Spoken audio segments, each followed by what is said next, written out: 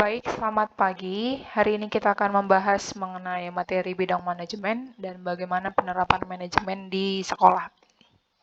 Yang pertama, kita akan bahas mengenai bidang manajemen. Nah, bidang manajemen itu ada 5. Yang pertama itu ada di namanya manajemen produksi. Nah, jadi kalau dikatakan dia manajemen produksi, itu adalah bidang manajemen yang tugasnya di dalam sistem produksi. Jadi misalnya, bagaimana menghasilkan suatu barang, bagaimana pengelolaan bahan baku, dan lain sebagainya. Nah, kegiatan produksi ini biasanya prosesnya adalah pemilihan bahan baku atau pemilihan produk seperti apa, kemudian perancangannya seperti apa, bagaimana pengoperasiannya, kemudian bagaimana pengawasan terhadap produksi, dan bagaimana pembaharuannya. Nah, orang-orang yang bekerja di bidang produksi ini atau orang yang bekerja di bidang manajemen produksi memang orang yang harus mengerti bagaimana memproduksi sebuah barang. Contoh, kalau dia orangnya kreatif, kemudian inovatif, lalu dia diminta untuk bekerja di sebuah perusahaan dan dia ambil bagian di bidang pemasaran misalnya, padahal dia itu lebih cocok untuk bekerja membuat barang, maka kan sudah salah jalur seperti itu. Jadi orang yang bekerja di manajemen produksi adalah memang orang yang harus bisa uh, memproduksi barang dengan baik, harus kreatif. Jadi karena nanti kalau misalnya muncul saingan baru, kita tidak melakukan inovasi terhadap produksi barang kita, maka kan nanti barang kita itu akan jadi tenggelam dengan saingan-saingan dari perusahaan lain gitu. Itu untuk manajemen produksi. Kemudian yang kedua itu adalah manajemen pemasaran. Nah, manajemen pemasaran ini adalah manajemen yang kegiatannya itu untuk bagian penyerahan barang atau jasa kepada konsumen. Artinya, dia yang bagian penyaluran barang atau bagian distribusi barang. Dan mereka lah yang tugasnya untuk melakukan perluasan pasar supaya memang perusahaannya itu atau industrinya bisa berkembang dengan baik gitu. Jadi orang yang bekerja di manajemen pemasaran ini berarti kan harus bisa memang membawa nama baik perusahaan, harus bisa memahami produknya supaya apa bisa dikenalkan ke masyarakat.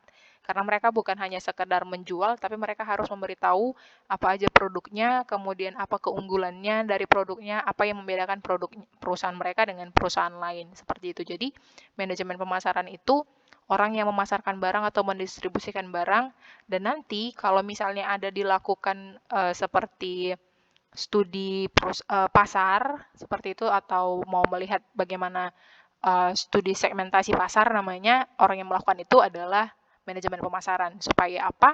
Supaya produknya itu tidak salah dalam menjalankan produknya, memasarkan produknya. Misalnya, produk itu khusus untuk anak sekolah SMA, bukan untuk anak SD gitu ya. Nah, jadi setelah disalurkan ternyata mereka salah pasar. Di komplek itu banyak anak SD, kan sudah salah. Sama aja nanti produknya tidak terpakai. Itu dia untuk manajemen pemasaran. Berikutnya itu adalah manajemen personalia. Nah, manajemen personalia ini kaitannya dengan apa? Kaitannya dengan sumber daya manusia atau ini pengadaan, pengembangan, pemberian kompensasi, pengintegrasian dalam pemeliharaan sumber daya manusia. Jadi dalam artian manajemen personalia ini kaitannya dengan tenaga kerja. Jadi apa aja yang mereka akan urus? Merekrut karyawan, kemudian kalau ada mau cuti karyawan, bagian pemberian kompensasi, tapi mau melihat bagaimana kinerja karyawannya, pemberian penghargaan, kemudian bagian mengawasi bagaimana kinerja karyawannya apakah semakin baik atau semakin buruk, itu bagian personalia semuanya. Kalau kalian pernah dengar istilah itu Human Resource Development atau HRD. Nah, itulah dia manajemen personalia. Nah, ini ada ruang lingkupnya itu pengadaan pegawai, pengembangan pegawai, kompensasi, gaji, pengintegrasian, dan pemeliharaan pegawai. Gitu. Kalau kalian juga pernah dengar, iya kami ada kumpul pegawai mau kayak ada training misalnya. Nah, itu yang melaksanakan itu atau yang merencanakan itu adalah manajemen personalia gitu. Nah, kemudian itu adalah manajemen keuangan. Manajemen keuangan itu adalah orang yang kegiatannya itu mengenai perhepengan atau finansial berkaitan dengan operasional perusahaan atau organisasi. Jadi, yang mengatur semua tentang keuangan perusahaan itu ada di manajemen keuangan. Gitu ya. Jadi kalau di kelas yang jadi manajemen keuangan itu adalah bendahara kelas gitu. Nah, semua mengenai keuangan itu akan ditanggungjawab oleh manajemen keuangan mulai dari masalah berapa gaji yang harus kita bayarkan kepada siapa aja, misalnya kepada si A, nanti kita bayarkan sekian, itu untuk gaji misalnya. Data itu kita dapat dari siapa? Manajemen personalia. Kemudian untuk bahan baku, berapa yang harus kita keluarkan untuk bahan baku? Sekian. Data itu dapat dari siapa? Bagian produksi tadi, gitu. Nah, berapa biaya yang harus kita keluarkan untuk distribusi? Oh, kita dapat datanya dari manajemen pemasaran. Gitu deh manajemen keuangan. Dan yang terakhir itu manajemen administrasi atau akuntansi. Nah, ini adalah mengenai informasi administrasi yang membantu manajemen untuk penentuan kebijakan dalam operasional perusahaan sehari-hari. Jadi artinya gini, bagian administrasi itu bagian pendataan, kurang lebih seperti itu. Jadi apa yang mau kita capai, kemudian apa aja yang kita punya, semuanya ada di situ. Nah, yang 5 bidang manajemen ini saling berkaitan satu sama lain, tidak bisa berjalan sendiri-sendiri.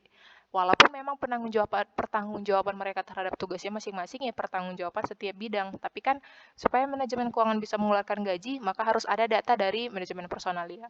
Supaya manajemen keuangan bisa mengeluarkan biaya untuk perbaikan alat misalnya, maka harus ada data dari manajemen administrasi dengan data dari bagian produksi barang apa aja yang rusak, seperti itu. Supaya memang bagian keuangan bisa mengeluarkan dana, supaya bisa melakukan untuk pemasaran misalnya ke daerah yang jauh, maka manajemen keuangan akan bekerjasama dengan manajemen pemasaran terkait kemana mereka akan memasarkan, berapa yang akan dipasarkan, kemudian bagaimana targetnya, kira-kira seperti itu. Itu dia bidang manajemen. Berikutnya, kita mengenai fungsi manajemen dalam penerapan manajemen dalam sekolah. Nah, penerapan fungsi manajemen dalam sekolah itu ada sangat banyak. Dimulai dari hal yang paling kecil yang kemarin saya pernah informasikan itu adalah mengenai bagaimana di kelas masing-masing. Dimulai dari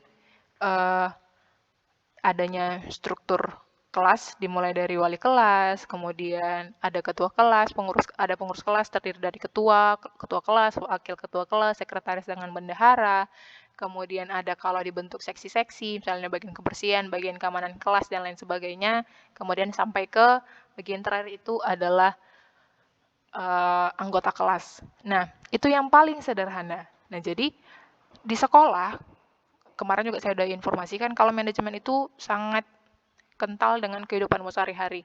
Dimulai dengan diri sendiri, bangun pagi, apa yang mau kamu lakukan hari ini. Nah, di sekolah, suatu sekolah atau organisasi atau perusahaan tidak akan bisa berjalan dengan baik kalau tidak ada manajemennya. Gitu. Nah, jadi kalau itu untuk kelas, susunan manajemen sekolah untuk kelas. Kalau untuk sekolah secara besar, maka siapa yang akan bagaimana susunan manajemennya, bagaimana fungsi manajemennya itu diterapkan. Kalau kita ambil dari segitiga ini, kalau kalian masih ingat yang ini, tingkatan manajemen, ini segitiga atau piramida manajemen. Ini ada manajemen tingkat atas, tingkat menengah, dan tingkat pertama. Nah, kalau kita ambil dalam garis sekolah secara besar, yang menjadi manajemen tingkat atas itu adalah, atau manajemen tingkat puncak itu adalah kepala sekolah. Kemudian tingkat menengah itu yang diisi oleh wakil kepala sekolah, dan untuk manajemen bawah itu diisi oleh guru dengan staf gitu. Nah, ingat kembali kalau dalam piramida manajemen itu semakin ke atas maka jumlahnya semakin sedikit, semakin ke bawah maka jumlahnya semakin banyak. Jadi manajemen puncak itu biasanya jumlahnya lebih sedikit daripada manajemen tingkat bawah. Nah, itu untuk sekolah secara umum. Kemudian kalau misalnya ada lagi nggak Bu yang bisa penerapan manajemen dalam kegiatan sekolah? Ada, misalnya kalau kita mau mengadakan suatu kegiatan di sekolah. Kegiatan apa aja? Ya kan ada banyak kegiatan yang bisa dilakukan sekolah, misalnya untuk Hari Guru, kemudian 17 Agustus, untuk hari-hari besar yang lain, Hari Pahlawan misalnya, Hari Kartini dan lain sebagainya, atau bahkan untuk kegiatan sekolah entah yang tahunan atau sekali 3 tahun itu yang pentas seni, atau mungkin ulang tahun sekolah yang dirayakan sekali 5 tahun misalnya. Nah, itu juga akan sangat diterapkan manajemen. Dilihat dari mana, pasti ada yang namanya perencanaan. Perencanaan kegiatan sekolah, misalnya perencanaan untuk kegiatan pentas seni, atau perencanaan untuk penerimaan siswa baru. Kemudian ada lagi bagaimana untuk pelaksanaan pembelajaran, kemudian bagaimana untuk pelaksanaan evaluasi hasil belajar, dan lain sebagainya. Nah, eh, contoh yang berkaitan erat lagi mengenai manajemen di sekolah itu adalah mengenai OSIS, organisasi siswa intrasekolah. Jadi kan di situ kan ada struktur manajemennya, dimulai dari kepala sekolah, pembina OSIS, kemudian ada pengurus OSIS, ada seksi-seksinya, koordinator dan lain sebagainya, sampai ke seluruh siswa sebagai anggota OSIS gitu. Nah, jadi manajemen itu ada di setiap kehidupanmu, mulai dari diri sendiri sampai ke kehidupan sekolah. Dan nanti juga kalian akan memahami bagaimana kalau nanti sudah masuk sekolah, kalian akan bisa lebih melihat bagaimana penerapan manajemen itu di sekolah. Jadi, itu dia untuk penerapan fungsi manajemen dalam sekolah, dalam kegiatan sekolah, dan mengenai bidang-bidang manajemen.